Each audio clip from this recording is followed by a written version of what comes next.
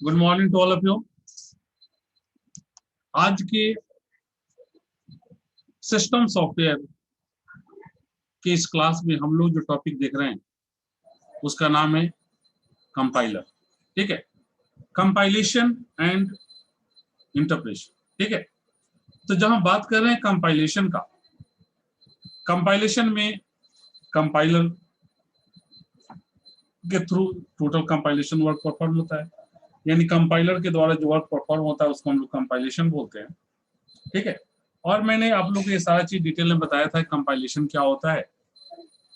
फिर मैंने ये बताया था कंपाइलर जो है हमारा वो 6 फेज में काम करता है और 6 फेज के बारे में हम लोगों ने डिटेल स्टडी किया था, जिसमें से कि सबसे हमारा लास्ट फेज था, जो हमारा सेकेंड लास्ट फेज था, ठीक है, जिसका नाम था कोड ऑप्टिमाइजेशन। मैंने आप लोगों को बताया था कोड ऑप्टिमाइजेशन की जरूरत क्यों थी। तो इंटरमीडिएट फोर्थ जो फेज हमारा था intermediate code generation, intermediate code generation के थ्रू जो कोड जनरेट होता था, ठीक है, वो उसको मिनिमाइज करने के लिए हमें कोड ऑप्टिमाइजेशन फेज की जरूरत थी।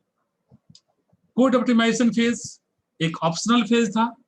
इस फेज को अगर हम लोग नहीं भी ले तो भी काम हमारा हो रहा था, लेकिन इसके आने से क्या हो गया कि हमारा टाइमिंग, जो एग्जीक्यूशन टाइमिंग है वो घट गया। क्योंकि ये क्या करता था, इंटरमीडिएट कोड जनरेशन फेज के द्वारा जो भी कोड जनरेट किया जाता था उसको ऑप्टिमाइज कर दे, मतलब उसको शॉर्ट कर दे, उसको कम कर देता था। तो उसको शॉर्ट कर देने की वजह से क्या होता था, एग्जीक्यूशन टाइमिंग घट जाता था, जो मैं आप प्रीवियस क्लास में भी देख चुके हैं। ठीक है, और यहाँ भी इसके बारे में आप देख चुके हैं। मैंने फिर आप लोग को वो तो फेजेस में पढ़ाया भी था। फिर इसके अलावा प्रीवियस क्लास मैंने कोड ऑप्टिमाइजेशन का एक अलग से फिर डिटेल मैंने आप लोग को यहाँ पढ़ाया था, जिसमें ये एग्जाम्पल आप देख रहे हैं यहाँ पे। एग्जाम्पल को थोड़ी देर देखिए, इंटरमीडिएट कोड जनरेशन के द्वारा जनरेट किया हुआ फेज है, एक एग्जाम्पल लिया हुआ था, ठीक है, उसका। और उसके बाद इसी चीज को मैंने बताया था कोड ऑप्टिमाइजेशन फेज के द्वारा ये देखिए कैसे मिनिमाइज हो गया। ठीक है, ये देखिए 4 लाइंस में सपोज करो एक लाइन के एग्जीक्यूशन में 1 सेकंड लगता है, तो इसके पूरे के एग्जीक्यूशन में अगर 4 सेकंड लगेगा, तो यहाँ देखिए कोड ऑप्टिमाइजेशन के थ्रू ये 2 लाइंस में हो गया और इसे एग्जीक्यूट होने में सिर्फ 2 सेकंड लगेगा। ठीक है, ये टाइम हमारा सेव हो गया। इसके बाद मैंने बताया था कि कोड ऑप्टिमाइजेशन जो फेज है, ठीक है, इसमें कुछ मेथड्स यूज किए जाते हैं, जिसके बारे में हम लोगों ने बात किया था कि इसके लिए जो मेथड्स यूज किए जाते हैं, 4 मेथड्स इसमें हम लोग जनरल यूज करते हैं। ठीक है, जो हाईलाइटेड मेथड्स हैं, और भी कुछ मेथड्स हैं, बट ये 4 मेथड जो हैं वो पॉपुलर मेथड हैं। इसमें से हमारा जो पहला है उसको हम लोग बोलते हैं लोकल ऑप्टिमाइजेशन, दूसरा है उसको बोलते हैं लूप ऑप्टिमाइजेशन, तीसरा है कोड मोशन, और चौथा है फंक्शन प्रिजर्विंग ट्रांसफॉर्मेशन। ठीक है, ये 4 मेथड्स हैं। 4 मेथड्स में हम लोग, अब पहला मेथड जो सबसे हमारा पहला है लोकल ऑप्टिमाइजेशन, हम लोग उसके बारे में बात करेंगे, एक एक करके चारों के बारे में बात करेंगे। ठीक है, तो देखिए लोकल ऑप्टिमाइजेशन की अब हम लोग बात करते हैं कि लोकल ऑप्टिमाइजेशन क्या होता है। देखिए लोकल ऑप्टिमाइजेशन नाम ही से ध्यान दीजिए, लोकल, लोकल का मतलब क्या होता है, जो मैंने क्या इजीली, जो आपके मैंने बहुत पहुंच तक हो, जो इजी वे में जहां तक आप पहुंच सकते हो। ठीक है, तो लोकल ऑप्टिमाइजेशन, तो यानी अब यहाँ पर लोकल की बात आप समझ रहे हैं, लेकिन लोकल ऑप्टिमाइजेशन है क्या मतलब होता है। ठीक है, देखिए local optimisation is applied on the program to improve the code और प्रोग्राम। मतलब लोकल ऑप्टिमाइजेशन को यूज करने से हमारे जो प्रोग्राम है ना, उसके जो कोड्स हैं, या प्रोग्राम कह लें या कोड बोले, ठीक, कोडिंग जो हम लोग करते हैं, ठीक है, वो क्या होता है, इम्प्रूव हो जाता है, मतलब वो ज्यादा बेटर हो जाता है पहले के अपेक्षा। ठीक है, अब एग्जांपल के तौर पे इसको हम ऐसे समझते हैं, देखिए consider the intermediate code for statements. इस मान लीजिए एक स्टेटमेंट दिया हुआ, ठीक है, और उस स्टेटमेंट का हम लोग इंटरमीडिएट कोड जनरेशन लिखा हुआ है। ठीक है, क्योंकि आप सभी लोग जानते हैं कि इंटरमीडिएट कोड जनरेशन से ही हमारा क्या होता है, इंटरमीडिएट कोड जनरेशन से ही हमारा फाइनली जो है वो कोड जनरेट होता है। ठीक है, अब कोड ऑप्टिमाइज होता है, ठीक है, तो स्वाभाविक है जो कोड ऑप्टिमाइजेशन की जब बात होगी तो जब विदाउट इंटरमीडिएट कोड जनरेशन के बिना कोड ऑप्टिमाइजेशन की कोई बात नहीं होगी। ठीक है, तो अब देखिए, अब यहां पर देखिए करेक्ट अपने डिफिनेशन देखिए, एग्जांपल पर आते हैं। एग्जांपल में क्या लिखा हुआ है, consider the intermediate code for the statements. देखिए अब ये आपने गो टू ये सब पढ़ा होगा, ठीक है। तो देखिए यहाँ पर हम दिए L1 एक ये क्या लेवल है, L1 लेवल हमने डाला जो गो टू स्टेटमेंट जिसे हम लोग यूज करते हैं उसके लिए L1। फिर यहाँ पर लिखा हुआ है if A greater than B go to L2, ठीक है। आई गो इसका अदर पार्ट हो गया गो टू L3, मतलब एल्स पार्ट हो जाता है, इसको हम लोग ऐसे ही लिखते हैं, नीचे लिखा हुआ मतलब एल्स पार्ट हो गया, आप ऐसे समझिए, ठीक है। मतलब ये पार्ट, ये कंडीशन जो ट्रू होगा तो ये गो टू L2 हो जाएगा, और जब ये कंडीशन फॉल्स होगा तो गो टू L3 हो जाएगा, ठीक है। मतलब ये जो है वो कंडीशन ट्रू होने पर ये पार्ट एग्जीक्यूट करेगा, कंडीशन फॉल्स L2 वाला, और कंडीशन फॉल्स होने पर L3 वाला पार्ट एग्जीक्यूट करेगा। तो आप देख रहे हैं कि हमने L1 एक लेवल दिया, एक L2, एक L3, एक L4, 4 लेवल हमने यहाँ एग्जांपल के तौर पर डिसाइड किया है। पहला लेवल में हम कंडीशन डाले हुए हैं कि if A greater than B go to L2, ठीक है, एल्स गो टू L3, ठीक। एल्स नहीं लिखा हुआ, मैं बार बार बोल रहा हूँ, इस चीज को माइंड में सेट कर लीजिए, यानी एल्स लिखा भी नहीं जाता है, वो डायरेक्ट लिखा जाता है गो टू। अब देखिए, अब स्टेटमेंट 2 पर क्या लिखा हुआ है, यानी L2 पर क्या लिखा हुआ है, तो L2 पर लिखा हुआ है T1 equal to 2 into B और T2 equal to T1 minus 5, यानी T1 का वैल्यू यहाँ फाइंड आउट किया गया है 2 इंटू बी करके, और फिर T2 का वैल्यू फाइंड आउट किया गया है T1 माइनस 5 करके, ठीक है।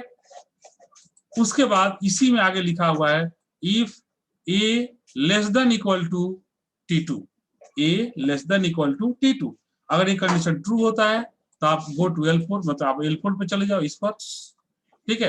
अगर कंडीशन फॉल्स होता है तो आप L3 पे आ जाओ यहाँ। अब कहोगे सर L3 का कोई स्टेटमेंट नहीं है, तो हम लोग यहाँ पर जस्ट एक एग्जांपल लिए हैं, इसीलिए बहुत ज्यादा स्टेटमेंट हम लोग नहीं लिखा, मतलब ये ब्लैंक है, मतलब कुछ स्टेटमेंट होगा, जो भी स्टेटमेंट होगा एग्जीक्यूट होगा, ठीक है। इसलिए इस डैश डैश देकर छोड़ दिया गया ताकि जो स्टेटमेंट होगा अपना एग्जीक्यूट होगा। हमारा काम तो मैंने कहीं से हो ही जाएगा, तो हम बहुत ज्यादा एग्जांपल लेकर पेज भर दें और फाइनली उसका रिजल्ट कुछ नहीं मिले, चेक करने वाले भी कंफ्यूज हो जाए, हम खुद बाद में कंफ्यूज हो जाए, उससे बेहतर है कि एग्जांपल छोटा रहे, ठीक है। तो L2, अब यहाँ देखिए जैसे हुआ, यहां से अगर कंडीशन ट्रू हुआ तो गो टू L4 में क्या लिखा हो A equal to A plus B, आप फिर कह रहा गो टू L1, ठीक है। ये काम कर लीजिए, वापस यहां से फिर L1 पर आ जाइए, ठीक है। अब देखिए ध्यान दीजिए, ये कितना आपको ये देख रहे हैं नंबर ऑफ लाइंस इसमें कितना है।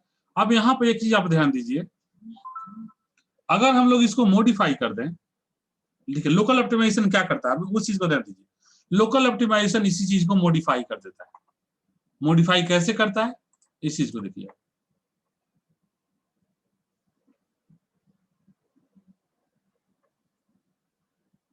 देखिए ये सब आपको मेमोराइज रखना होगा, एग्जांपल कॉन्सेप्ट आपके एग्जाम में डायरेक्ट आएगा, डायरेक्ट आपको लिखना पड़ेगा सब, ठीक। कॉन्सेप्ट समझ गए, एग्जांपल को एकदम मेमोराइज रखना पड़ेगा, ठीक है। कॉन्सेप्ट समझ गए तो आई होप कि आप लिख भी लेंगे, कोई जरूरी नहीं कि मैंने जो एग्जांपल दिया आप वही एग्जांपल दें, आपको दूसरा भी एग्जांपल दे सकते हैं, ठीक है, बट कुछ इसी तरह कॉन्सेप्ट उसमें आना चाहिए। अब देखिए यहाँ पे हमने जो इतना बड़ा जो यहाँ पे इंटरमीडिएट कोड जनरेशन आप देख रहे हैं जनरेट हुआ है, अब इसके बदले देखिए द सीक्वेंस, अब देखिए हमने यहाँ कहा कि इसको शॉर्ट कर दिया, मतलब कोड को ऑप्टिमाइज कर दिया, इसको हमने यहाँ पे शॉर्ट करने की कोशिश कर रहे हैं, ठीक है। अब देखिए इसमें से एक स्टेटमेंट को हम पूरा को नहीं अभी ले रहे हैं, एक स्टेटमेंट जो शॉर्ट करने की कोशिश कर रहे हैं, ठीक है। यहाँ पर लिखा हुआ है L1 में if A greater than B go to L2, if A greater than B go to L2, ठीक। अदरवाइज लिखा हुआ है क्या एल्स में गो टू L3, ठीक है। यहाँ देखिए कि यहाँ क्या लिखा हुआ है L1 equal to if A greater than B go to L2 go to L3, ठीक है, और उसके बाद यहाँ L2 है, ठीक है। ये क्या है, हमने यहाँ पर जो लिखा हुआ है उसको हूबहू मैंने यहाँ छाप दिया है, ये हमारा क्या है, ये हमारा एक नॉन ऑप्टिमाइज्ड कोड है। अब इसे हमें ऑप्टिमाइज कोड में कन्वर्ट करना है, क्यों ऑप्टिमाइज करना है, ठीक है। एक एक करके हम लोग टर्म को देखते हैं, इसीलिए यहाँ पता चलता है। अब देखिए ऑप्टिमाइज कोड में कन्वर्ट करना है तो हम लोग कैसे करेंगे, देखिए यहाँ पे अगर हम लोग इसके बदले में अगर लिख दें if A less than equal to B, यहाँ क्या है देखा ना, ए ग्रेटर देन बी तो गो टू L2 किए हैं, अदरवाइज गो टू L3 किए हैं। लेकिन अगर इसको हम एक लाइन में लिख दें A less than equal to B go to L3, मतलब ये कंडीशन ट्रू हुआ तो आप L3 पे चले जाओ। ठीक है, तो ये क्या हो गया, यहाँ पर देख रहे हैं ये क्या हुआ, दो लाइन को आपने एक लाइन में कन्वर्ट कर दिया, कोड ऑप्टिमाइज हो गया। ठीक है, तो ये जो कॉन्सेप्ट होता है जहाँ इफ एल्स ये सब का यूज करते हैं हम लोग। ठीक है, और इसको जो मिनिमाइज करने का जो कॉन्सेप्ट है इसको हम लोग बोलते हैं लोकल ऑप्टिमाइजेशन। ठीक, अब इसी तरह से ये हमने L1 को ऑप्टिमाइज किया। ठीक, अब यहाँ पर आप अगर L2 को ऑप्टिमाइज करना हो, ठीक है, तो क्या हो जाएगा, देखिए L2 को ऑप्टिमाइज करना हो, देखिए यहाँ से देखिए, अगर L2 को ऑप्टिमाइज करना हो तो क्या कर देंगे, ये दोनों लाइन तो रहेगा ही रहेगा। ठीक है, ये दोनों लाइन रहेगा। उसके बाद अब यहाँ पर ये जो स्टेटमेंट है इसे हम सीधे कर दें A greater than T2 go to L3। आप ध्यान दो, ठीक है, गो टू L3 तो क्या हो जाएगा, एक कंडीशन जैसे ट्रू होगा, ऑप्टिमाइजेशन की बात कर रहे हैं मैं, ऑप्टिमाइज जब ऑप्टिमाइज करेंगे क्या कर देंगे if A greater than T2। ठीक है, ए ग्रेटर देन T2 जब कर देंगे गो टू L3 कर देंगे। ठीक है, तो क्या L4 वाला यहाँ से हट गया टर्म, एक लाइन वहां टर्म हट गया। अब देखो कहोगे सर आप यहाँ से भी हटा दिए थे L2, ठीक है, यहाँ से भी L4 हटा दिए, तो फिर कैसे काम चलेगा। तो देखो तो यहाँ पे L3 तो यहाँ हमने लिखा है ना, तो डायरेक्ट अगर यहाँ से कंडीशन को अगर हम इसको ऑप्टिमाइज करके डायरेक्ट अगर L3 कर दिए, कंडीशन ट्रू होने पर अगर L3 कर दे रहे हैं तो सीधे कंडीशन ट्रू होगा तो यहाँ आ जाएगा। ठीक है, ध्यान दो, अगर कंडीशन मतलब इसको एक एल्स में नहीं जाना पड़ेगा, एक लाइन एक्स्ट्रा इसको एग्जीक्यूट नहीं करना पड़ेगा। और यहाँ जब L2 की जो बात है तो L1 के बात है, L2 दिया हुआ ही है, तो अगर एक कंडीशन फॉल्स होगा तो ऑटोमेटिक आगे बढ़ के L2 पे आ जाएगा। ठीक है, फिर उसी तरह से मान लो यहाँ तो जैसे L4 है, तो हाँ अगर हमने इस कंडीशन में चेंज करके गो टू L3 कर दिया, कंडीशन ये फॉल्स जो अभी दिख रहा है फॉल्स पर L3 पे जा रहा है, और इस कंडीशन को हमने कन्वर्ट करके ट्रू पर अगर L3 कर दिया तो कंडीशन ट्रू होगा तो L3 पर, अगर फॉल्स हो गया तो स्वाभाविक है कि अगला स्टेप हो जाएगा, तो अगला स्टेप तो L4 है ही है, ये तो एग्जीक्यूट हो ही जाएगा। ठीक है, तो ये टर्म जो होता है हमारा मिनिमाइज यहाँ पे ऑप्टिमाइजेशन का, इसको हम लोग लोकल ऑप्टिमाइजेशन के नाम से जानते हैं। ठीक है,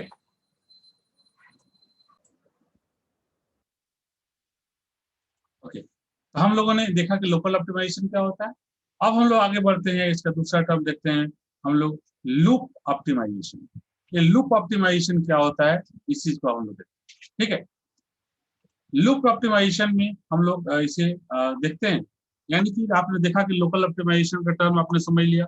अब लूप ऑप्टिमाइजेशन में क्या होता है, लूप सब कोई जानते हैं, सब कोई आप लोग सी लैंग्वेज में पढ़े हो, डिफरेंट तरह के लूप होता है।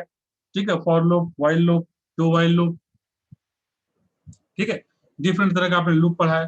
तो अब कहता है कि लूप ऑप्टिमाइजेशन क्या होता है, लूप ऑप्टिमाइजेशन में कैसे काम होता है।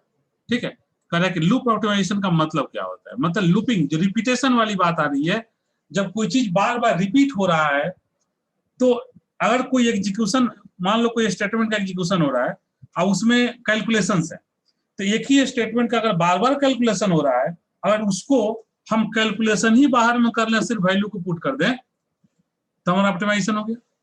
बार बार कैलकुलेशन का जो समय लग रहा है उस समय बच जाएगा। तो ये जो कॉन्सेप्ट है ना, ये कहलाता है हमारा लोकल ऑप्टिमाइजेशन। तो लोकल ऑप्टिमाइजेशन का कॉन्सेप्ट है, कहता है it means speed up of loops, it means speed up of loops. ठीक है, मतलब जो लूप है वो और ज्यादा स्पीड में काम करे, ठीक है, और जल्दी एग्जीक्यूशन परफॉर्म कर दे, उसके लिए बात होती है यहाँ पे लूप ऑप्टिमाइजेशन। आय कह रहा है कि typical loop improvement is to move a composition that produces the same result each time around the loop। ठीक है, मतलब मैंने क्या बोला, जिसे मान लो कहीं, जैसे यहाँ एग्जांपल में देखो, यहाँ एग्जांपल में क्या लिखा हुआ है, डू 10 i इक्वल टू 1, मतलब ये आपका ये पास्कल में, सॉरी फोर्ट्रॉन लैंग्वेज में लिखा हुआ है। इसको आप अपने भाषा में आप फॉर लूप यहाँ पर लगा सकते हैं, हम लोग एल्गो लिखते हैं, एल्गो फॉर लूप लगाते तो कैसे लिखते हैं, यहाँ पर लिख देते हैं लूप, ठीक है, और लिखते हैं i इक्वल टू 0 to 10, मान लो 10 तक चलना है। याद कीजिए एल्गोरिथम जो आप सी में पढ़े होंगे तो आपको इस तरह का बताया गया होगा, और उस तरह से यहाँ पर लूप लिखा हुआ है। और यहाँ पर जो स्टेटमेंट लिखना है, आप जैसे मान लो y equal to x plus z, मान लो हर बार आपको यही काम करना है। तो ये स्टेटमेंट आप एल्गो में आप इस तरह से लिखते थे ना, ठीक है, जो कि आप C++ में, तो वही कॉन्सेप्ट है। ये थोड़ा फोर्ट्रॉन के कॉन्सेप्ट पे है, यहाँ पे यूज किया गया फोर्ट्रॉन प्रोग्रामिंग लैंग्वेज कॉन्सेप्ट को, ठीक है।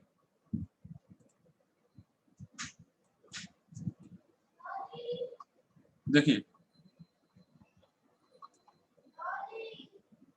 बोलो सुहाला नहीं कर, ठीक है। तो अब देखिए यहाँ पे जैसे डू 10 i इक्वल टू 1, ठीक है, मतलब क्या हो रहा है कि यहाँ पे ये बताया गया है, लिखा हुआ है कि आपको i इक्वल टू 1 से चलना है, ठीक है। यहाँ मिसिंग, यहाँ कॉमा देकर यहाँ 10 लिखा हुआ है, ध्यान दीजिएगा, यहाँ कॉमा देकर 10 लिखा हुआ है, कलर दूसरा है, हाईलाइट नहीं हो रहा है, आपको समझिए, ऐसे लिखा हुआ है, ठीक है। सॉरी 10 नहीं है, n लिखा हुआ है, n है, आपको दिख रहा होगा, आप ध्यान देकर देखें, कॉमा देकर n लिखा हुआ है, दूसरे यहाँ देखिए कॉमा है, n लिखा हुआ है, ठीक है, n। अब देखिए यहाँ पर आपको ये बताया गया है एग्जाम्पल में कि एक डू लूप लगाया हुआ है, डू लूप इसको बोलते हैं, i इक्वल टू 1 से चलना है, n तक जाना है, ठीक है, और कुछ स्टेटमेंट जहाँ एग्जीक्यूट हो रहे हैं, और सबसे लास्ट में आप देखिए ei equal to x minus y, यानी हर बार x माइनस वाई हो रहा है, ठीक है। यानी जैसे ये कोड देने का मतलब देखिए do 10 i equal to 1 to n, ये देने का मतलब क्या है ना, 10 जो क्या है ना, ये इसका लेवल है, ठीक है, लूप में ये लेबलिंग है, मतलब ये क्या करेगा, i इक्वल टू 1 से लेकर n तक चलेगा, हर बार यहाँ से आएगा, ठीक है, जो 10 कोड जहां दिया हुआ ये वाला वैल्यू, सॉरी ये वाला, ठीक है, इस वाले को एग्जीक्यूट करेगा हर बार, ठीक है। तो हर बार यानी कि हर बार या x माइनस वाई करेगा, तो x माइनस वाई हर बार करने में इसको टाइम लगेगा। अब यहां से क्या किया, इसी टाइम को, अब देखिए हम यहाँ से ऑप्टिमाइज करते हैं इसको, तो हम इसी टाइम को कैसे बचा देंगे, ठीक है। देखिए यहाँ देखिए, इसके बाद हमने इसे लूप ऑप्टिमाइज कर दिया, लूप ऑप्टिमाइज करने के बाद हमने इसे क्या किया, बाहर कर दिया, अब देखिए यहाँ पर बाहर में कर दिया t equal to x minus y, ठीक है, t equal to x minus y, हमने ये काम कर दिया। अब उसके बाद हम लोग यहाँ पे अब ये डू लूप लगा दी, जैसे लिखा हुआ है बिल्कुल आप देख रहे हैं, सेम टू सेम कॉपी किया हुआ है, ठीक है। बाकी जो स्टेटमेंट आगे दिया वो हमने दे दिया, और लास्ट में 10 ai equal to x minus y था, एक्स माइनस वाई को टी में भेज दिए, तो 10 ai इक्वल टू टी कर दिए, यानी एक बार ये कैलकुलेट हो गया, अब हर बार वही वैल्यू पुट हो जाएगा, तो हर बार कैलकुलेट होने में जो टाइम लग रहा है टाइम हमारा सेव हो गया, ठीक है, तो एग्जीक्यूशन टाइम घट जाएगा उतना, ठीक है। तो इसी टर्म को हम लोग बोलते हैं लोकल ऑप्टिमाइजेशन, ठीक है, सॉरी लूप ऑप्टिमाइजेशन, लोकल तो मैंने अभी जस्ट बताया था, ठीक है। तो इसको हम बोलते हैं लूप ऑप्टिमाइजेशन। आगे हम लोग यहाँ पर जो देख रहे थे, ठीक है, देखिए हाँ दोस्तों, हाँ, सब result of each time around the loop, कह रहा है कि look a point in a program just before the loop is executed, ठीक है, then this comparison is done only once, each time the loop is executed, rather than once each interaction of the loop, ठीक है। मतलब ये चीज कह रहा है कि हर बार एग्जीक्यूट हो रहा है, और एग्जांपल जो हर बार x माइनस वाई जो हो रहा है, ठीक है, इसको हमने अगर एक बार कर देते हैं और उस वैल्यू को डायरेक्ट पुट कर दे, तो ये हमारा ऑप्टिमाइज हो जाए। तो इस तरह का जो कॉन्सेप्ट है इसको हम लोग बोलते हैं लूप ऑप्टिमाइजेशन, ठीक है। तो ऑप्टिमाइजेशन का बहुत सारा टाइप होता है, ठीक है, जिसमें से एटलीस्ट 2 टाइप्स जो इंपॉर्टेंट हैं, एक लोकल ऑप्टिमाइजेशन और दूसरा लूप ऑप्टिमाइजेशन, जो इंपॉर्टेंट टाइप्स है जिसके बारे में हम लोगों ने देखा, ठीक है। और अब आपको ये दोनों ही टाइप को याद रखना, क्योंकि आपके एग्जाम में जो क्वेश्चन आएगा, ठीक है, तो यही क्वेश्चन आता है कि what do you mean by loop optimization, या फिर आ जाएगा what do you mean by local optimization, या फिर आ सकता है कि what do mean by code optimization, explain any one method of code optimization. ठीक है, तो ये आ सकता है, तो आपको उसी के अनुसार इसको याद रखना होगा। ठीक है, उसी के अनुसार इसे आपको लिखना पड़ेगा। ठीक है, तो ये कॉन्सेप्ट हमारा क्लियर हो गया। ये कोड ऑप्टिमाइजेशन जो टर्म था ये हमारा क्लियर हो गया। ठीक है, आज हम इसे यहीं पर आने देते हैं, इससे आगे हम लोग नेक्स्ट क्लास में कंटिन्यू करेंगे। Okay, thank you.